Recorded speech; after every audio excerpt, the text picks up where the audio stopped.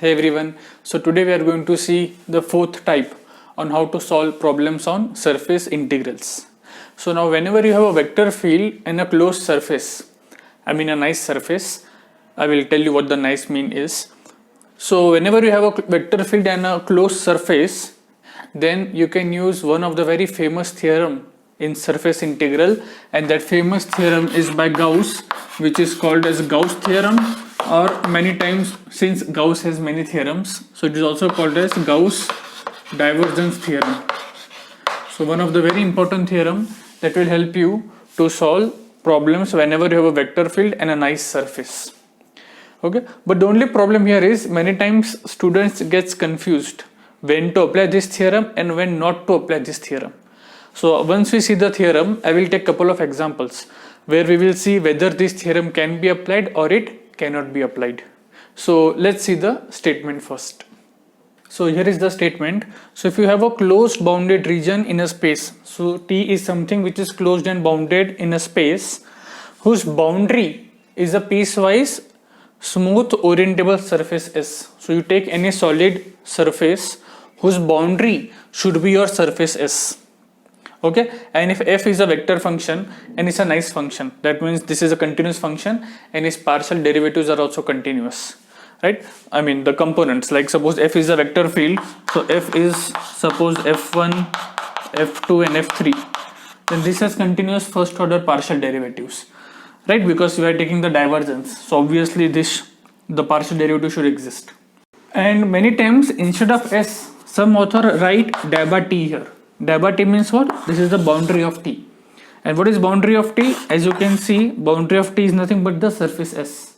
So you will either see S over here or you will see boundary of T, dou T or dabba T. This is the notation that people also use. Okay, so that was about the Gauss divergence theorem. So one way to look at this is Green's theorem connects line integral with the double integration, and the Gauss theorem connects surface integral with the triple integration. Okay, now let's go for some nice examples. So let's go for the first example. So here your S, what is S? It is the surface of the cone. So as you can see, here is a less equal sign. That means you have a solid cone. So if you know, if you see this is the equation of this cone over here. Okay, if they would have said x square plus y square equal to z square, and z is from 0 to 2, that means what they are saying, you have to only take this cone, that's all, and it's not an infinite cone, it is going from 0 to 2 height. So in that case you only have a cone. Now is this a closed surface? No, because from top it is open, right? So this is not a closed surface. So instead of less equal, if they would have given you equal to sign, then you don't think, okay, this is the cone, z is 0 to 2, so let's apply Gauss divergence theorem.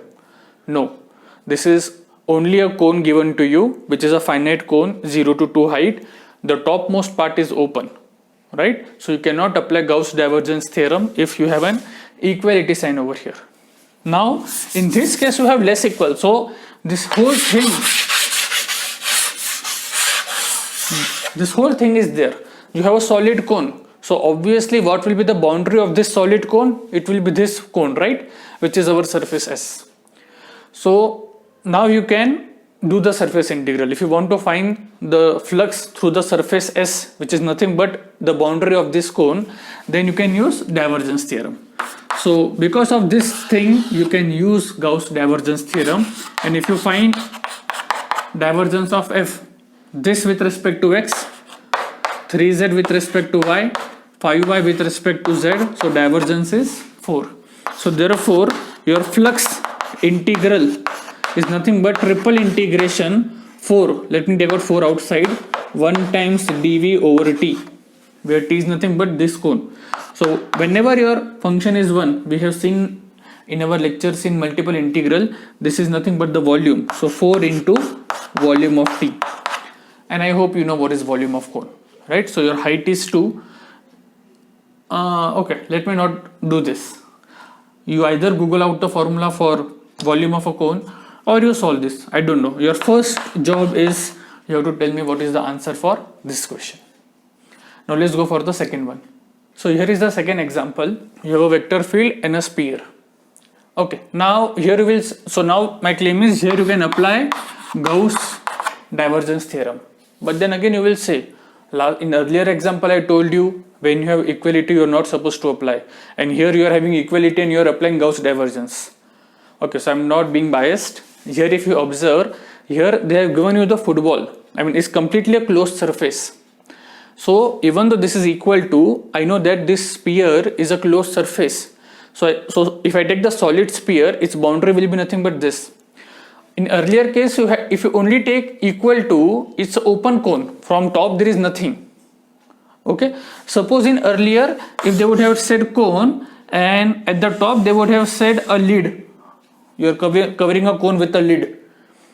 Then it is a union of a cone and this lid. In that case, yes, this would have become a closed surface even for the equality sign. But okay, that was a different scenario. So here, even for equality, you can use Gauss divergence because here you are having a sphere, and sphere is a closed surface. Okay, and since this is a closed surface, I can apply Gauss divergence theorem. And to apply Gauss divergence theorem, I find the divergence which is 1 plus 1 plus 1, which is 3. And therefore, your flux integral is nothing but triple integration 3 times dV, which is 3 into volume of T. What is T? It is the region in space which is enclosed by this sphere. And what is that? It's a solid sphere, or you can say a solid football. And you know what is volume of a sphere. So your second job is to tell me what is the answer for second question. Okay, now let's go for the third and the final example. So here you have this vector field. So here this is what? X square, y square plus z square. So this is a circle in yz plane. Okay, so in this yz plane you have a circle, and then it's becoming a cylinder. Okay, because we're in 3-dimensional space. My x is going from -3 to -3.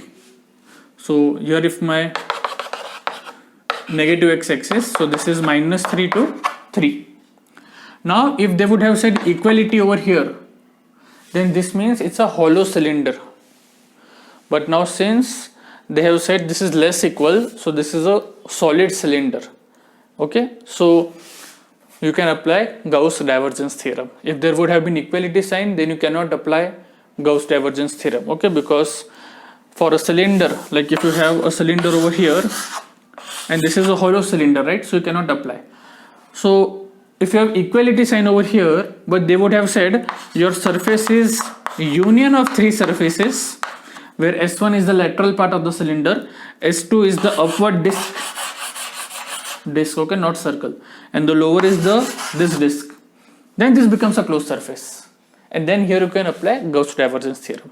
But if only equality sign and the cylinder, that means you cannot apply Gauss divergence theorem. So this is also one important point one has to observe. Okay, so again you find the divergence of f. So first component with respect to x, second component with respect to y, and third component with respect to z. So therefore your flux integral is triple integration divergence of f. You can take out 3 outside, y square plus 2z square. And now since it's a cylinder and we are in triple integration, so we know that cylindrical coordinates are there to help us. So now the cylinder is in yz plane. So if I want to solve this by cylindrical coordinates, my y is r cos theta, my z is r sin theta, and what will be my dx dy dz? It will be r dx dr d theta. Usually people have habit of writing r dz dr d theta, but that is the scenario when you have a cylinder in xy plane. Here you are having a cylinder in yz plane, so therefore dx dr d theta. Okay, what is the limits of x? It is -3 to 3. What is the limits of r? This is a cylinder of radius, circle of radius 2, so r is 0 to 2, theta is from 0 to 2 pi. So for x this will be 3 into, there is no x over here, so 3 plus 3 is 6, so 6 3s are 18. You have double integration of theta r, you can take out r cube into cos square theta plus 2 sin square theta. dr d theta. And now this is easy, you can integrate, right? For this r4 upon 4, and you know how to use, you have to use the double angle formula. Actually here also you can write cos square plus sine square, and then cos square plus sine square is 1. So here you have 1 plus sine square theta. For 1 you can integrate, for sine square you use double angle formula. So yeah, so the third homework is you have to tell me the answer for third question. So I am not giving you a separate homework problem, but these are the 3 problems whose answer you are supposed to tell me in the comment section. So the takeaway from this session is you should be clear that when to apply Gauss divergence theorem and when not to apply Gauss divergence theorem. So I hope you understood today's lecture. If yes, then do not forget to like, share and subscribe. Thank you.